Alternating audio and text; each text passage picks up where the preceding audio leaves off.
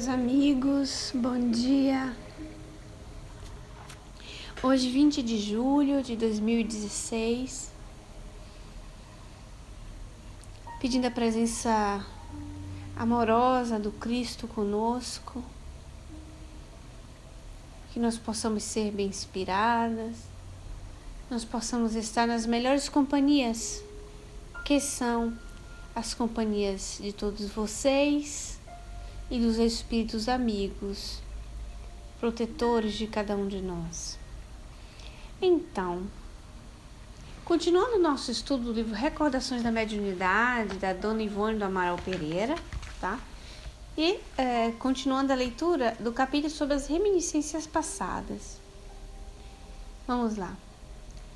As páginas que se seguem, extraídas sempre do nosso arquivo de memórias, são a narrativa da triste infância que tivemos devido às recordações conservadas, ao reencarnar, da nossa passada existência. Que o leitor julgue do que foram a infância e a juventude que tivemos, e que as virtudes do Consolador enviado por Jesus puderam acalentar e remediar, sob a proteção do amor, do trabalho e da fé.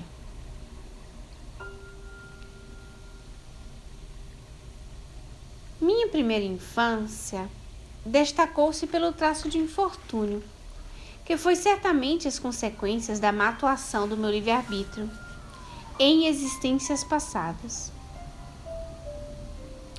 E uma das razões de tal infortúnio foi a lembrança muito significativa que em mim permanecia da última existência que tivera. Desde os 3 anos de idade, segundo informações de minha mãe e de minha avó paterna, pois com esta vivi grande parte da infância. Neguei-me a reconhecer em meus parentes e principalmente em meu pai aqueles a quem eu deveria amar com desprendimento e ternura. Sentia que o meu círculo de afinidades afetivas não era aquele que eu agora vivia, pois lembrava-me do meu pai, da passada existência terrena a que muito amava, pedindo insistentemente, até muito tempo mais tarde, para que me levassem de volta para a casa dele. Tratava-se do espírito Charles, a quem eu via frequentemente em nossa casa, conforme explicações do capítulo anterior. Eu o descreveria com minúcias para quem me quisesse ouvir, mas fazia-o por entre lágrimas, qual a criança perdida entre estranhos, sentindo, dos 3 aos 9 anos de idade, uma saudade desse pai, saudade que nos dias presentes, se não mais me torturava tanto, também ainda não se extinguiu do meu coração. Se as suas aparições eram frequentes, eu me sentia amparada e mais ou menos serena, pois ele me falava, conversávamos, embora jamais eu me recordasse do que tratavam as nossas conversações, tal como acontecia com a outra entidade, o Roberto. Mas se as aparições escasseavam, adivinha amargou insuportável para de minha avó certo vestido de rendas negras com grandes babados e forros de seda vermelha, muito armado e amplo, inexistente em nossa casa, e que eu jamais vira. Pedia as mitênis, ela botou entre parênteses. Eu dizia luvas sem dedos, coisa que também jamais vira. Pedia mantilha, chale e a carruagem para passeio, porque o meu pai esperava para sairmos juntos. Admirava-me muito de não encontrar nada disso, assim como também os quadros que vivi em minhas lembranças, quadros de grandes proporções, os quais eu procurava pela casa toda a fim de revê-los, sem todavia encontrá-los, e que certamente seriam coleções da arte ou pinacoteca dos antepassados da família da última existência. Reparava então, decepcionada, as paredes muito pobres da casa da minha avó ou dos meus pais, e subitamente não sei que horrorosas crises adivinham para me alucinar durante as quais verdadeiros ataques de nervos ou que quer que fosse, e descontroles sentimentais indescritíveis, uma saudade levada ao grau super-humano, me levavam quase à loucura. Olha o sofrimento dessa criança. Vocês imaginam a criança não se reconhecer, ela deveria se sentir encarcerada, sequestrada, né, literalmente por família diferente, vivendo numa pobreza, quando ela descreve todo um luxo de sangue azul, né, ela descreve isso. Lógico que sobre essa parte da reencarnação dela que ela deduz, existe trechos que se completam. E nós deduzimos por outros livros, porque os livros dela são confundidos, né? Livros que ainda iam sair, que depois saiu, que se falava mais ou menos dessas passagens aí reencarnatórias dela. Mas que ela sofreu demais sobre tudo isso, ao ponto de uma saudade enlouquecer. Eu imagino, né? Que sofrimento ao ponto da saudade levar à loucura. Passava dias e noites em choro e excitações que perturbavam toda a família. E o motivo era sempre o mesmo. Imagina, a família ficava desequilibrada, porque já pensou uma criança gritando, chorando, dia e noite, dizendo que quer voltar para casa? Passava dias e noites em choro e excitações que perturbavam toda a família, e o motivo era sempre o mesmo: o desejo de regressar à casa do meu pai, de onde me sentia banida, a saudade angustiosa que sentia dele, de tudo o mais que me reconhecia separada. Em tais condições, não podia folgar com as outras crianças, jamais senti prazer no divertimento infantil.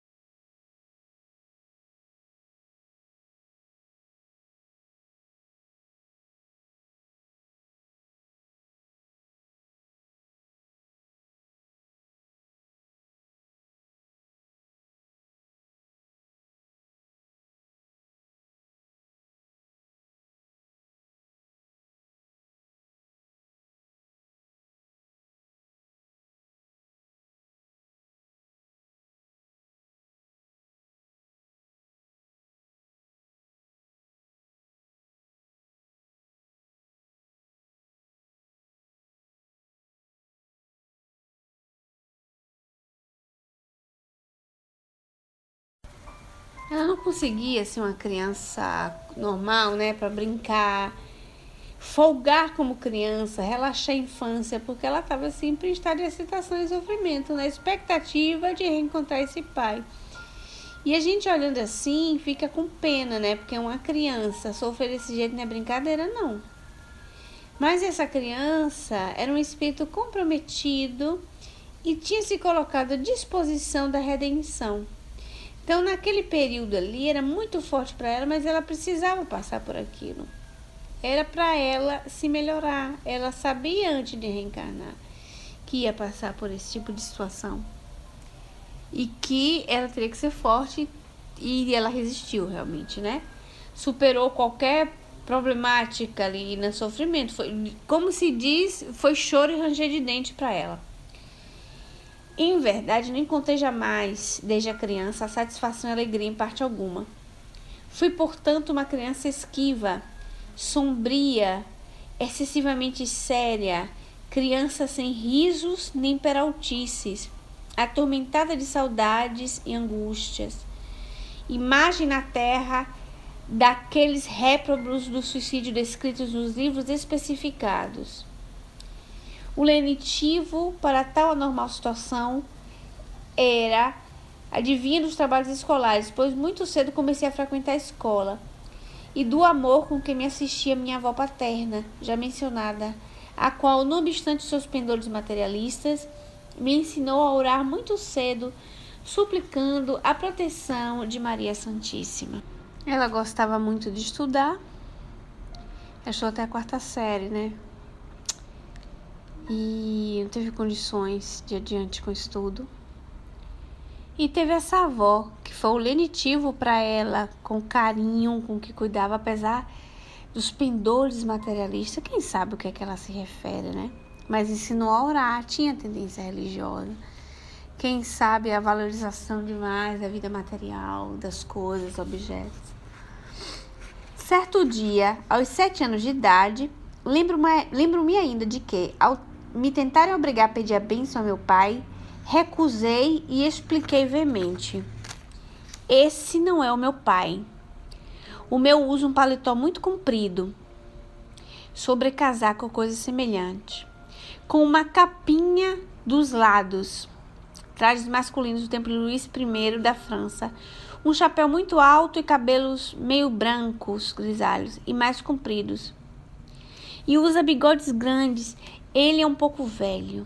Não é moço como esse aí, não. O pai era jovem ainda, né? Lembrança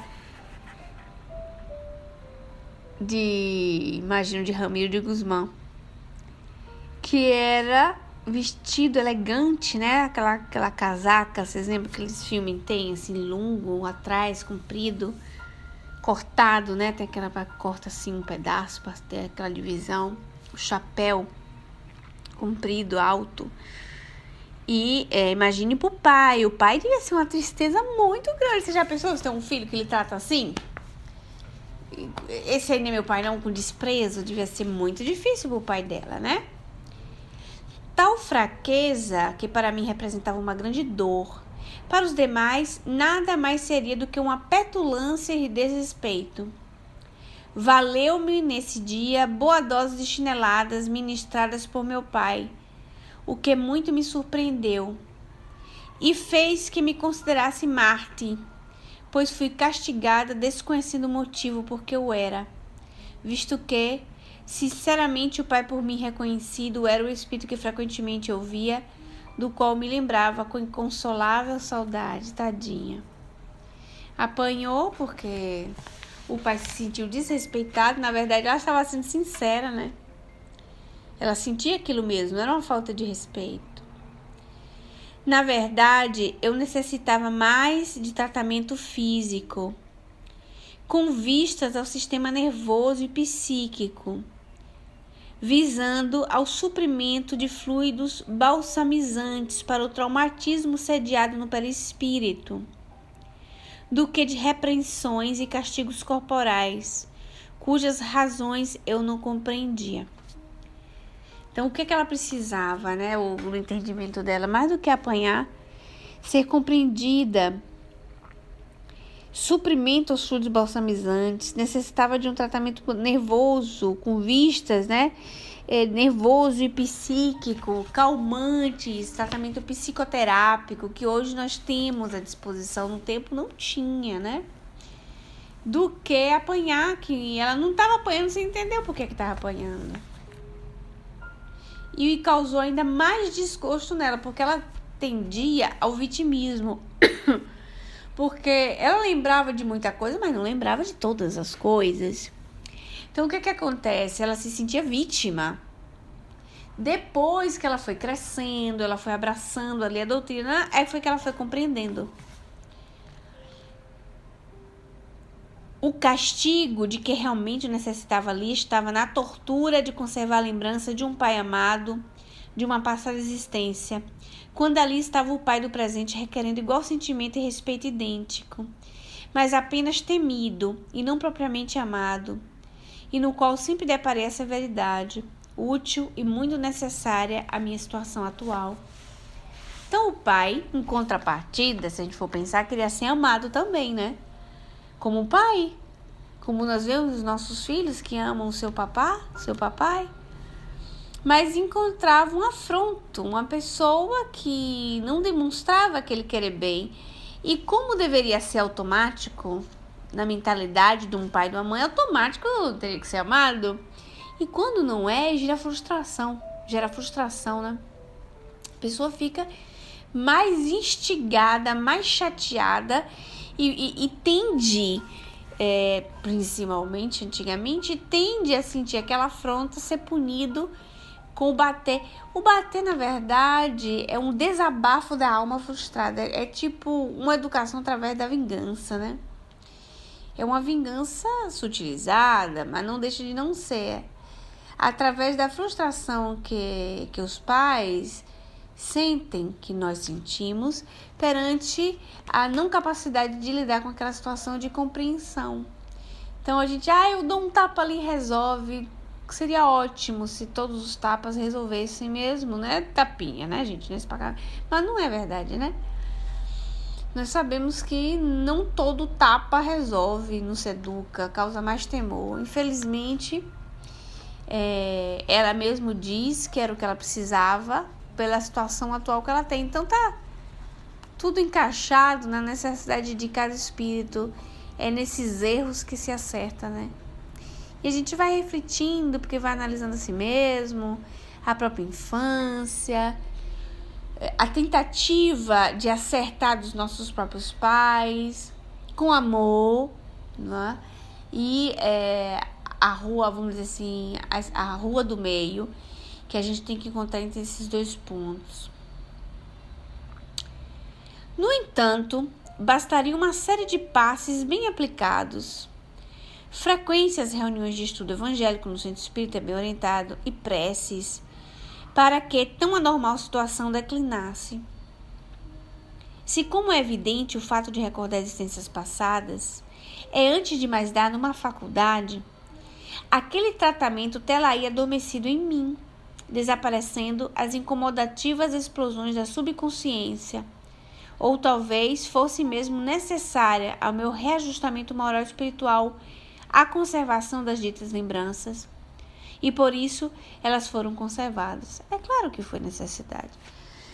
O tratamento espiritual ia ajudar todos, porque o tratamento espiritual não ajuda o indivíduo, mas ajuda o contexto coletivo de uma família. Reparem, se tivessem sido bem orientados, se tivesse essa conversa que a gente está tendo aqui agora, até o pai sofreria menos.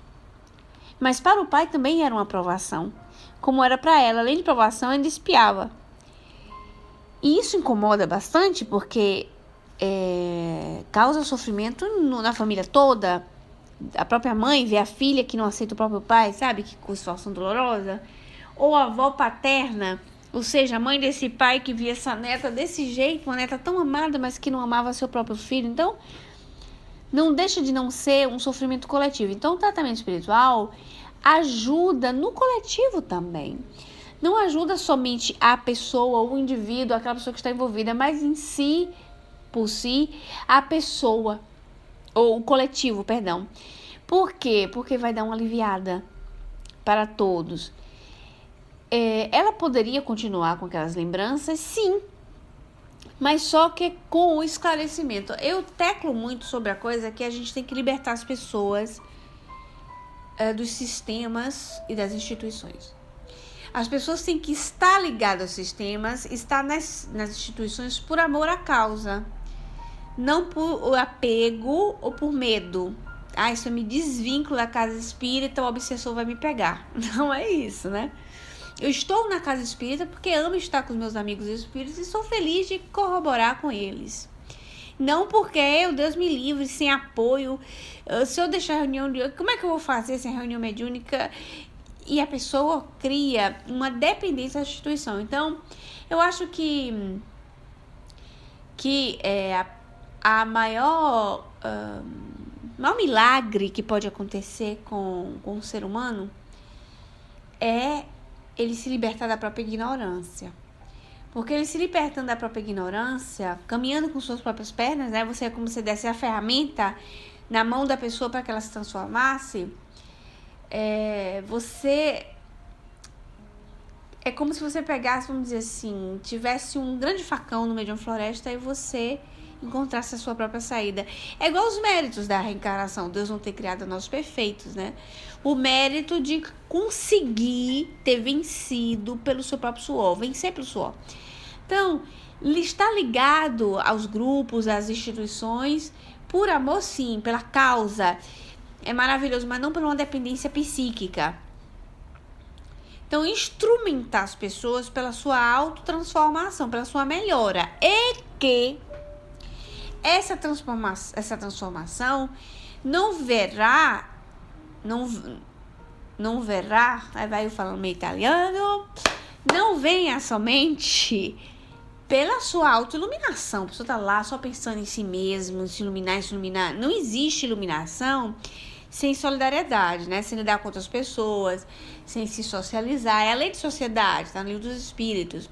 Então, não é dizer pra pessoa, olha, vai se iluminar sozinho, vai fazer um estado vibracional, um EV pra você ficar legal. Não é isso. É a pessoa que se equilibra para poder ajudar outras pessoas, né?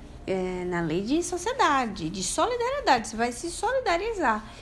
E dar informação para a pessoa, instrumentalizar a pessoa para a sua própria liberdade.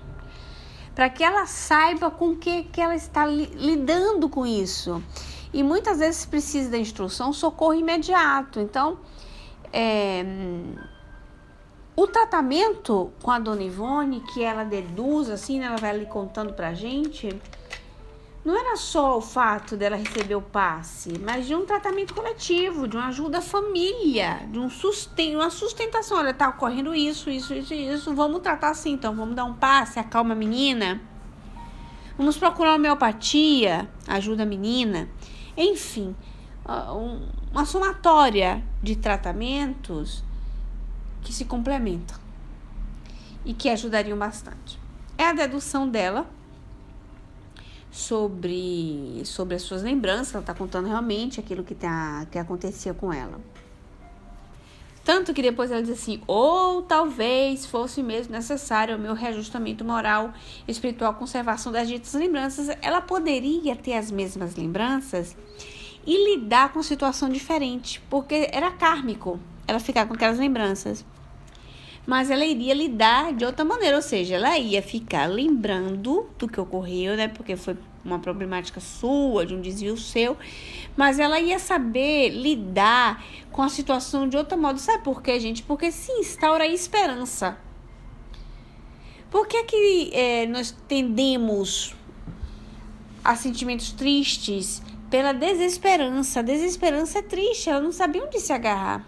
A esperança. Quando você dá a esperança a alguém, que é o que faz o Consolador Prometido, você fortalece a pessoa. Porque se ele diz assim, num caso dela, vamos supor, ela vai ali acreditando que tudo vai mudar, que aquele pai agora, seu mentor, poxa, só dela ver, estar com ele também era uma ótima coisa. Nem todo mundo vê o seu mentor, não é? Ela vê o lado bom, o lado bonito da coisa. Então, ela tinha tendência à tristeza. a ver as coisas com pessimismo por causa da dor no qual ela tinha se fechado como um casulo, era uma dor íntima. Se ela desde pequena passasse a contabilizar aquilo com a esperança, ok, então eu agora tenho esse pai, vou amá-lo, porque o coração tem que ter espaço para tantos amores, vou amar mais esse outro pai e eu vou estar com outro em breve. O que poderia ser em breve? Mais 80 anos de vida? Mais 77 anos de vida? Mas o que são 77 anos de vida perante a eternidade? Só que, tirando o exemplo da Dona Ivone, não falando dela especificamente, falando de nós somos muito imediatistas. Então, nós vemos as coisas assim com uma limitação muito grande. Nós temos que ampliar a visão para entender o porquê que circunstâncias acontecem conosco e onde é que está a longo prazo, às vezes longo, médio prazo, mas às vezes a longo prazo o efeito positivo